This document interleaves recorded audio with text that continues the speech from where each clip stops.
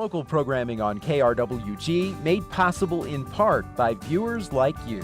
Thank you.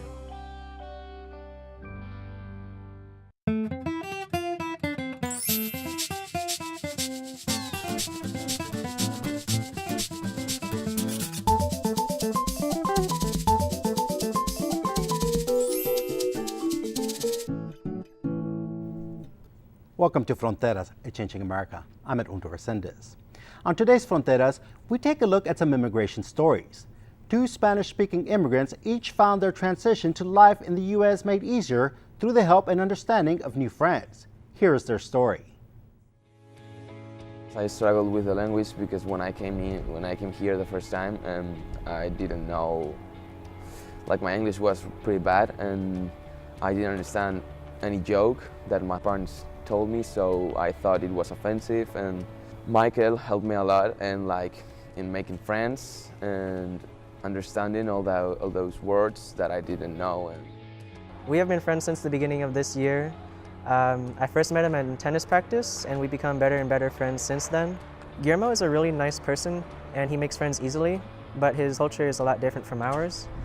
So I try to help him get accustomed to our way of life by helping him understand jokes or introducing him to new music.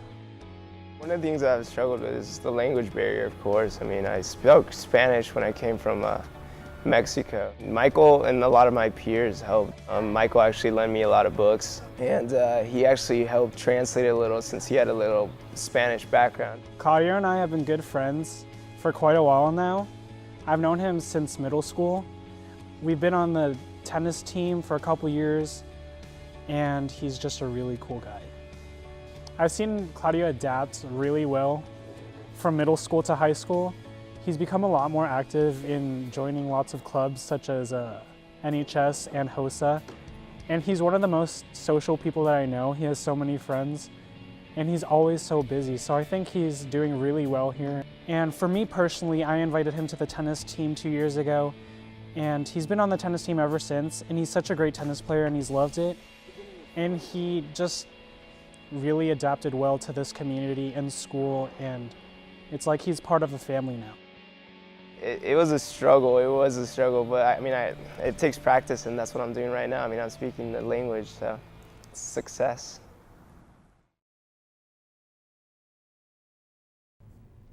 An exhibit of sculpture, painting, and historic photographs telling an underappreciated part of New Mexico history, Braceros, Melding History and Art, is being held at the Branigan Cultural Center in Las Cruces through October 3rd.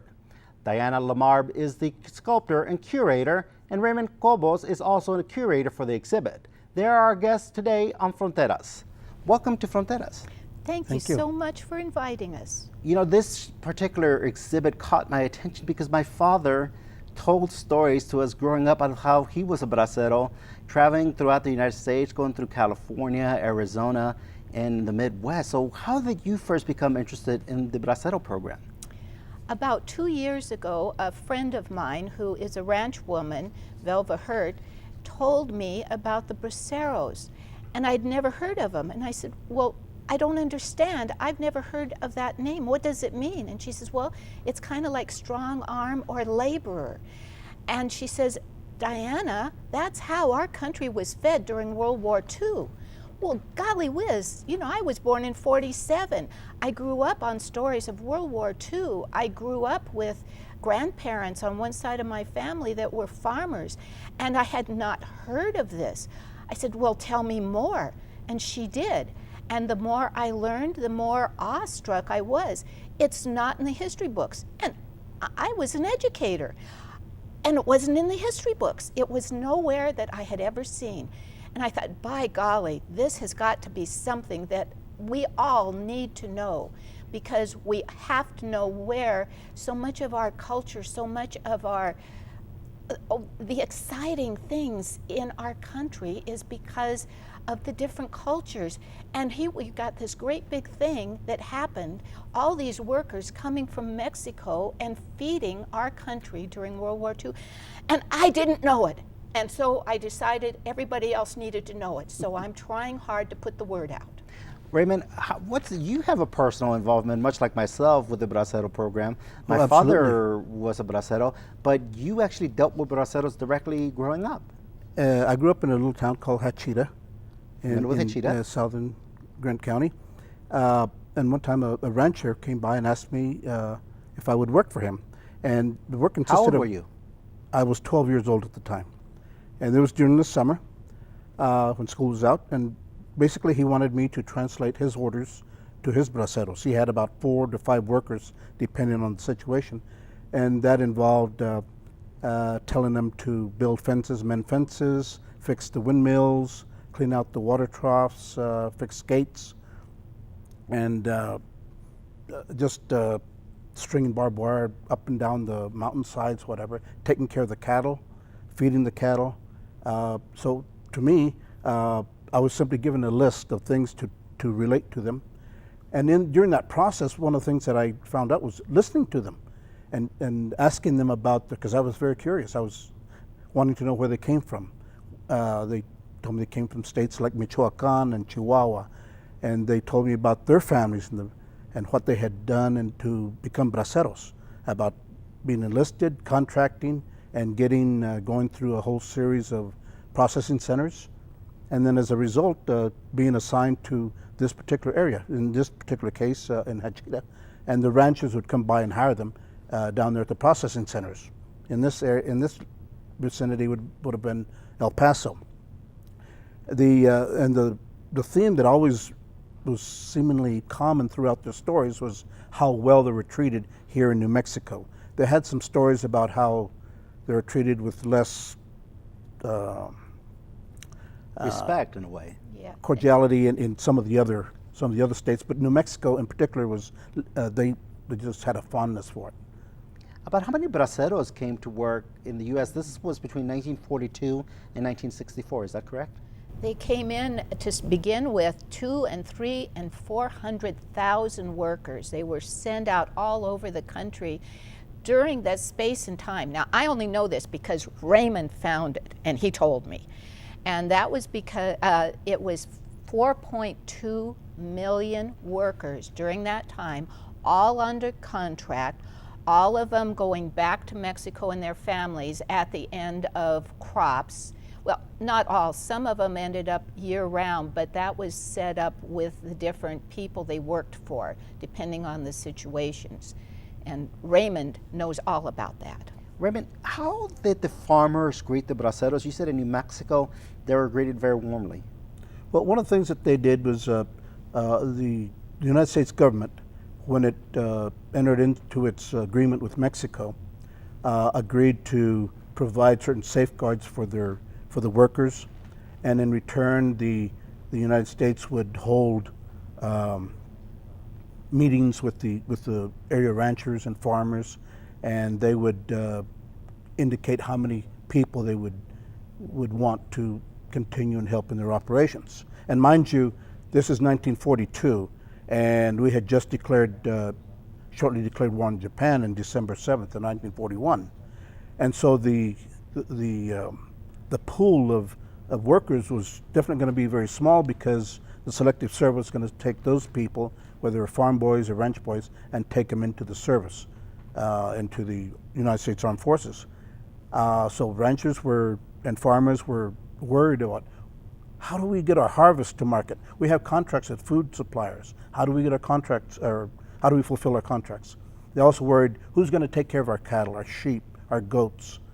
And so the answer came in the form of having a contract with Mexico, and with certain guarantees that the workers would be treated fairly. And one of the things that they would do would be have field inspectors from the Department of Labor go out there and check your working conditions and so forth. So and then of course, initially in Mexico, recruiters went into various towns and various villages and whatever, and told them, we're recruiting. You can work in the United States on a contract, keep your money, come back and spend your money helping out your families in your villages and your towns here in Mexico.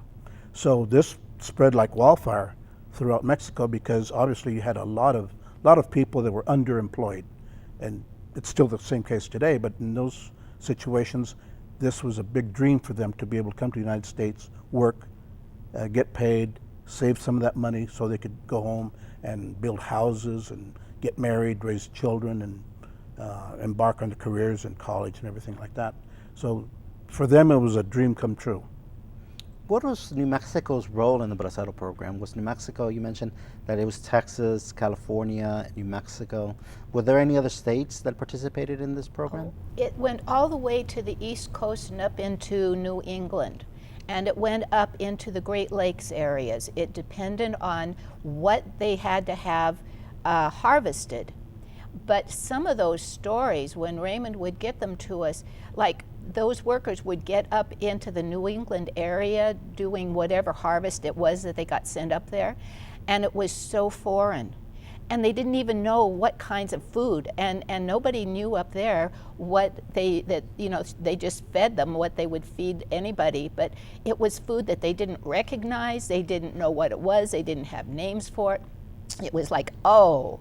And it was extremely foreign because well, yeah. These are people, in a lot of times, like my father came from small villages in Mexico where the diet was very simple. You had tortillas, you had Mexican food. Oh. To go into an area of the country where that food does not exist. Some of those people, would relate, we haven't seen a tortilla and I don't know when, and they just keep giving us this white bread. And it really, I can't take white bread anymore.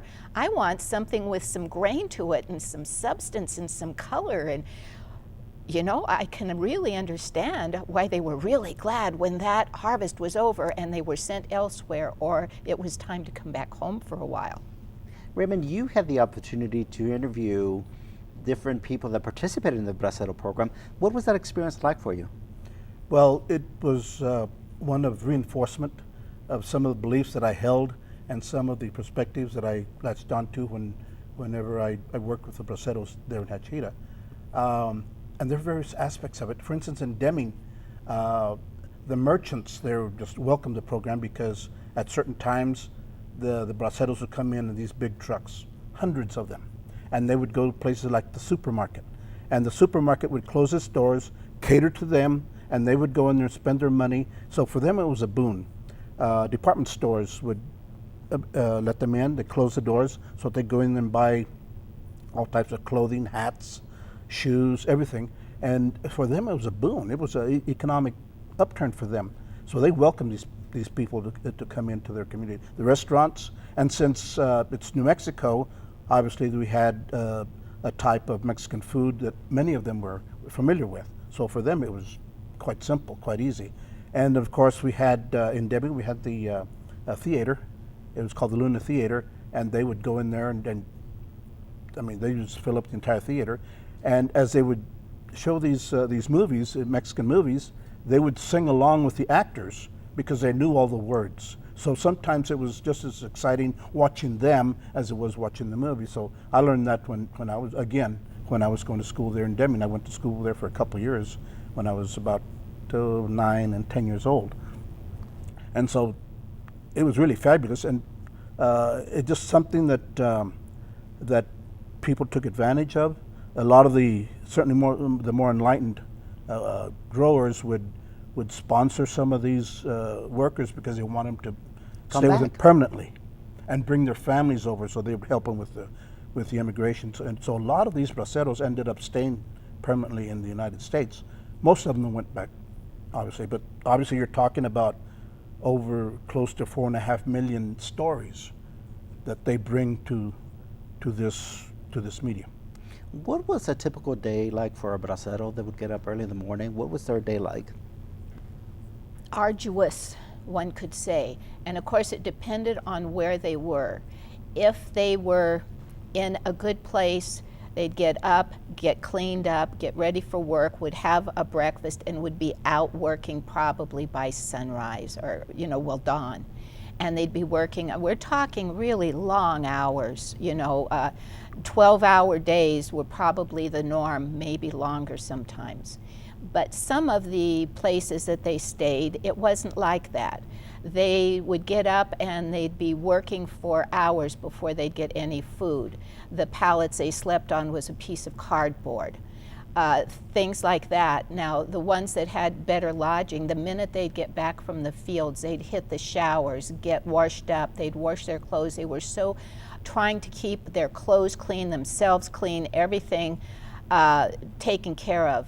But a lot of the places that were not as they had been said they would be, you know, the places where they slept on cardboard, and they didn't have showers to be able to go and clean up and to wash their clothes every night for the next day. And so it depended a lot on what the situation was with each one of the jobs. What about on the weekends and on their time off? Whoa. You mentioned that a lot of them would go into town, visit the theater, and visit the shops. One day a week. 1 day a week. 1 day a week is what they For had. the most part, I think the norm for this area was they probably gave them, in a lot of cases, gave 2 days off a week. 1 day would be taken to simply maintain machinery, sharpen hose, and repair trucks and that kind of stuff, which they contributed to. In other areas, and I can't imagine, because this is being, it's stoop labor.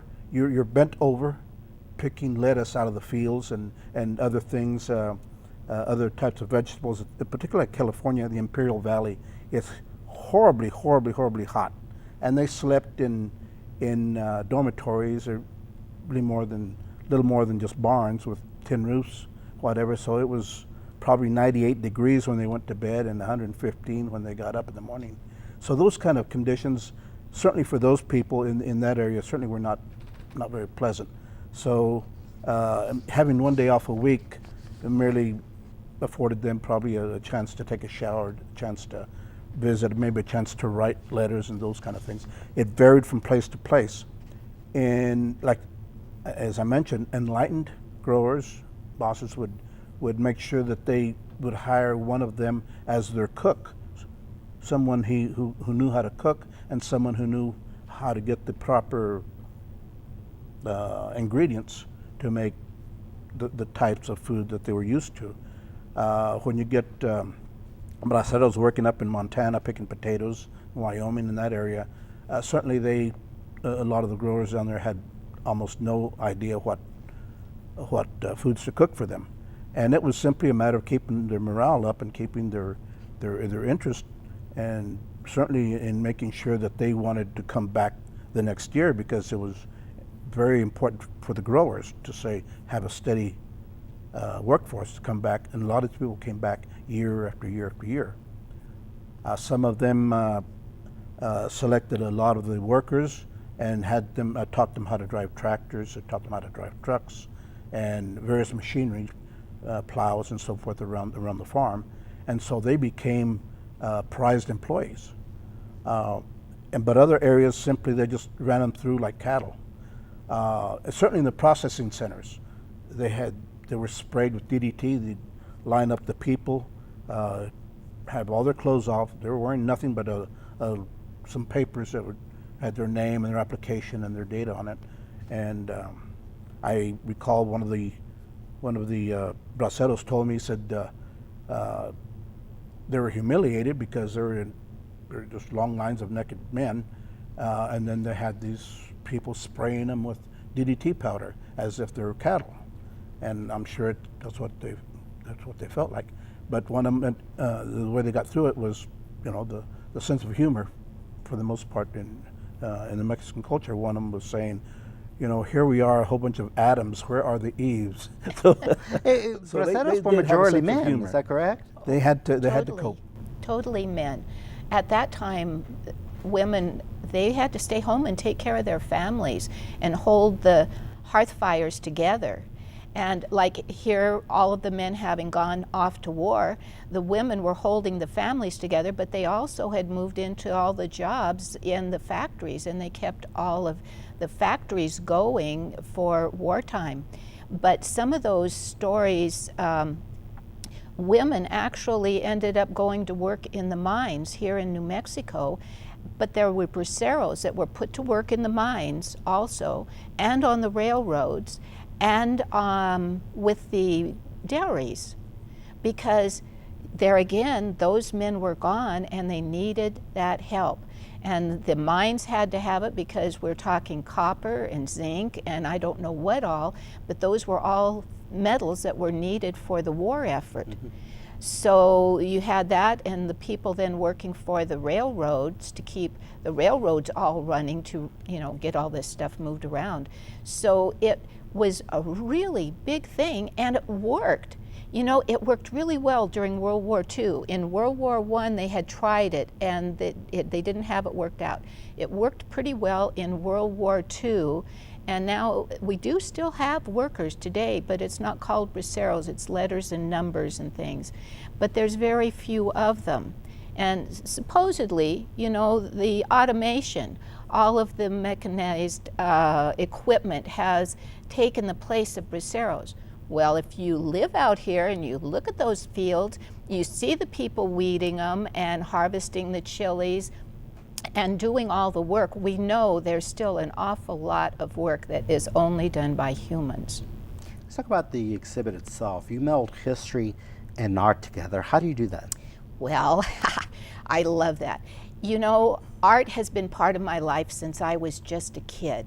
And I've taught art and I've lived art, and now that I'm too old to take any other jobs, I'm doing art full time. And art is what has taught history throughout all of mankind, from the first cave people doing the drawings in the caves.